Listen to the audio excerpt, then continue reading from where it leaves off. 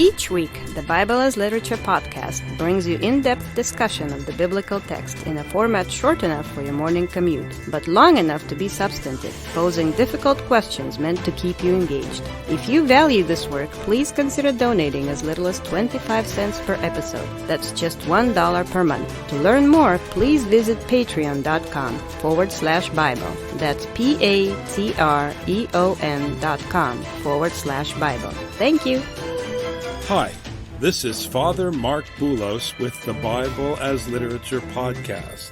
In the book of Leviticus, the Jubilee year is a time when everyone, even slaves, are restored to their families, their land, and their original homes. With this in mind, it is striking that Matthew draws a connection between the generation of Jesus Christ, the seventh generation in a genealogy built around multiples of seven, as the last generation before the Jubilee year. It is indeed striking because the movement of the people, both Jew and Greek, slave and free, is not to Jerusalem, but to the wandering in the wilderness, not to the line of David, but to the king whom the people rejected when they asked for Saul, the God whose kingdom in Matthew is now at hand. He who sits in the heavens laughs, the Lord scoffs at them. Then he will speak to them in his anger and terrify them in his fury, saying, "But as for me, I have installed my king upon Zion, my holy mountain. I will surely tell of the decree of the Lord. He said to me, 'You are my son.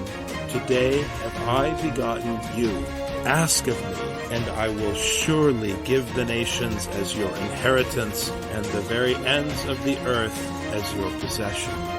Richard and I discuss the Gospel of Matthew, chapter 1, verse 17. You're listening to the Bible as Literature.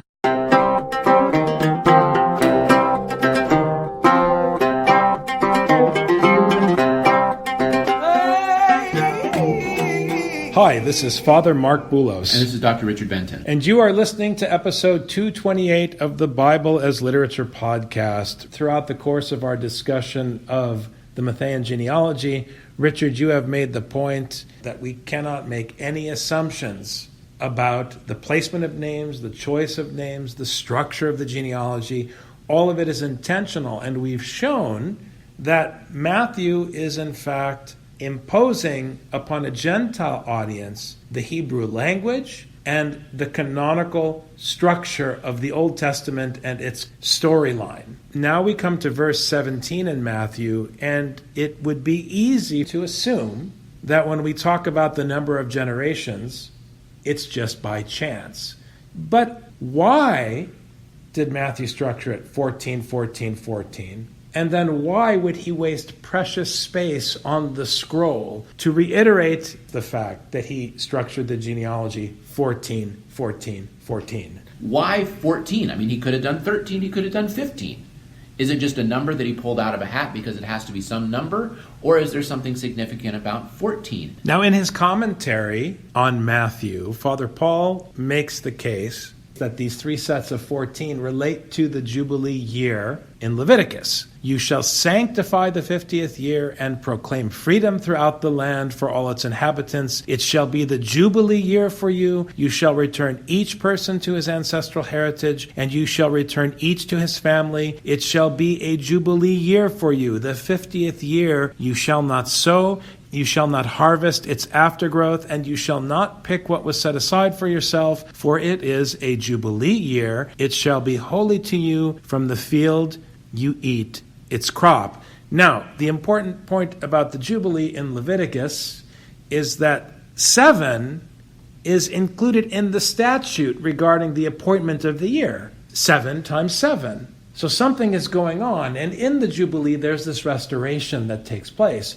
So suddenly, if you look at the structure of the genealogy, you have 6 sets of 7, and Jesus begins the 7th set of 7. In Leviticus, you have these small jubilees every 7 years. And so once you've reached 7 of those mini jubilees, then you have the big jubilee, which is the one you just read, Father. So we have these sets of 7, 7, 7, 7. With Matthew, with 14, you've got 2 mini Jubilees, 14, 2 more, 14, 2 more. So then you end up with 6 of these mini Jubilees. You're beginning that last mini Jubilee before you enter into the big Jubilee. And so Jesus inaugurates the 43rd generation. So all the generations from Abraham to David are 14 generations. From David to the deportation to Babylon, 14 generations. And from the deportation to Babylon to the Messiah, 14 generations. Now, when I was working on my commentary on Galatians, Richard, I was tempted, and I held back, but I was tempted to say something about the number of years that Paul was in exile in the north before he came back to Jerusalem. He was in the north for 14 years. He also, in the canonical New Testament, produced 14 epistles. So was Paul producing his body of literature while he was in exile in the north before he came down to Jerusalem to hold Peter and James to account for the content of the gospel and their duplicitous behavior? But rereading Matthew and reflecting on this structure, 14, 14, 14, I wonder if there's something deeper going on here. Is Paul, in his epistles, carrying out the content of the 7th generation, the generation of Jesus Christ, which is a dynasty, a kingdom, a generation that's established in the content of the New Testament?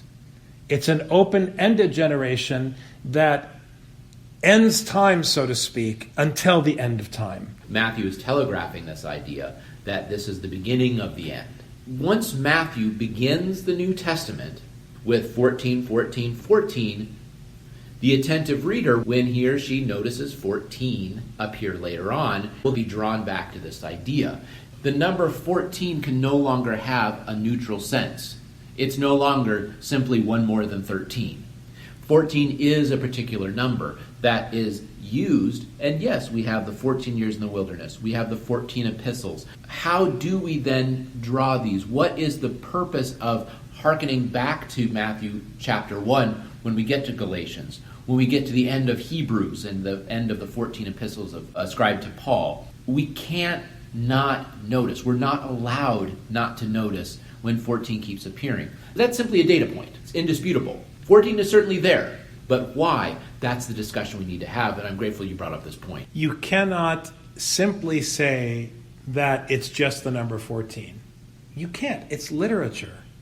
Matthew took time to point out that you have this 14, 14, 14 structure.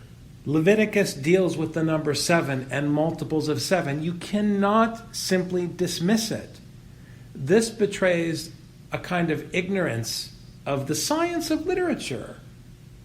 Just because we Americans just talk, it doesn't mean that every generation that ever lived just talked. It certainly doesn't imply that these people just wrote.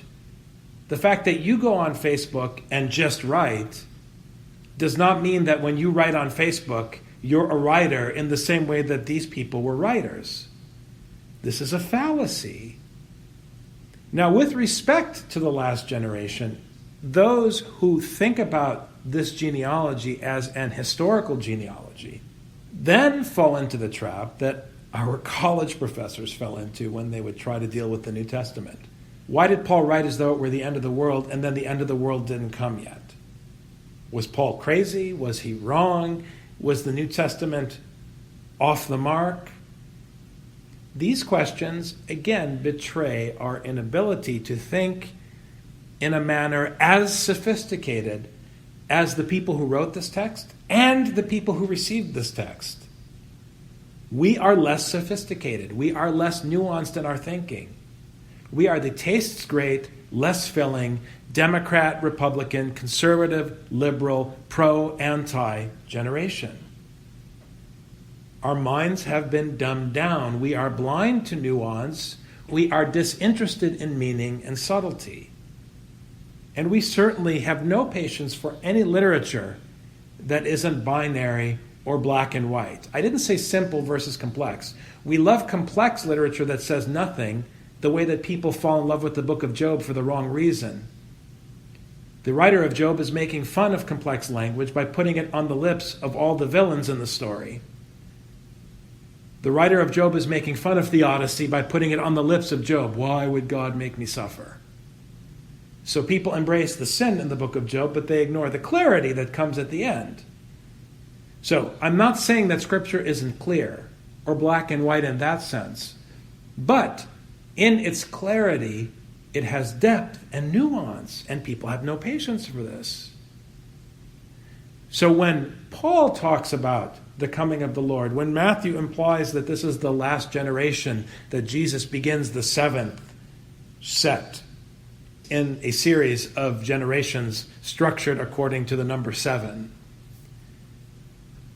the last generation exists in the content of the story. And the story is open-ended until the world truly ends, as I said at the beginning of this discussion. The implication is that we live in that generation the way that we realize the promise of the kingdom, even though the kingdom has not come. We live and we participate in this last generation, the kingdom of the Messiah, when we walk according to the precepts and the commandments that he gave his life for in the story. While the Israelites were in the wilderness for 40 years, it took them 2 years before they actually made it into the promised land. 40 plus 2, which is 42. We also have here 3 sets of 14. 14 plus 14 plus 14 is 42. So as we have the beginning of the last phase of the end times before the final Jubilee, we also have ourselves posed on the border of the promised land before we enter in with Joshua, who we probably should mention is the same name as Jesus in Greek. Joshua is Jesus. So as Joshua is poised on the edge of the promised land after being in the wilderness for 42 years, because it took the 2 years to finally get to the promised land, to get to the border, Jesus is now poised to enter into that land. So we're entering into the final phase before the Jubilee. We're poised at the edge of the promised land, and that's the number 42.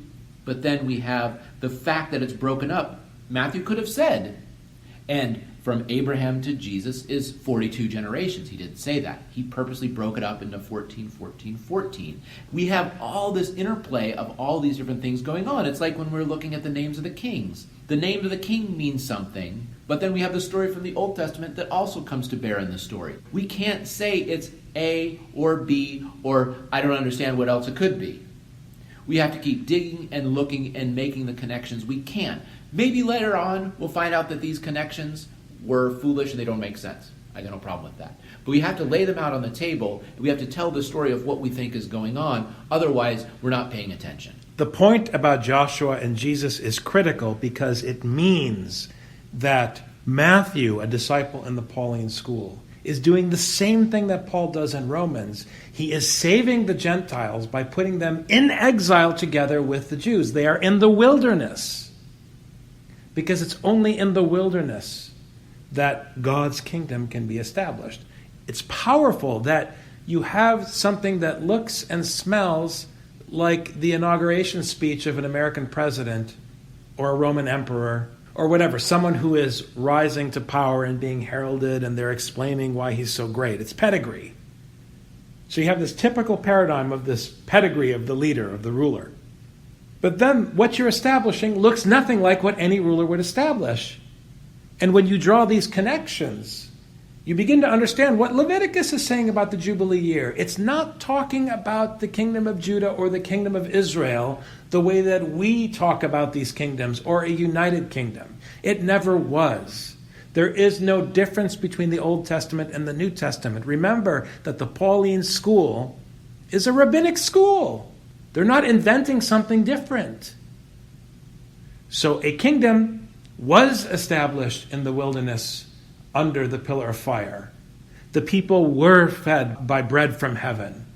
And now in the New Testament, Matthew is saying, to everyone, come join us in the wilderness. It's not a coincidence that we're going to find the family in Egypt here in just a few verses. Come join us in exile. Come on a trip with us to Egypt. Eat the bread that God provides. As we undo the choice of Caesar, and we undo the choice of Alexander, and we undo the choice of Shaul.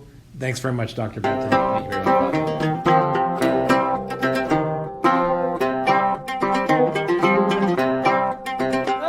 You've just heard the Bible as literature. Thanks for listening. The Bible as Literature is a production of the Ephesus School Network.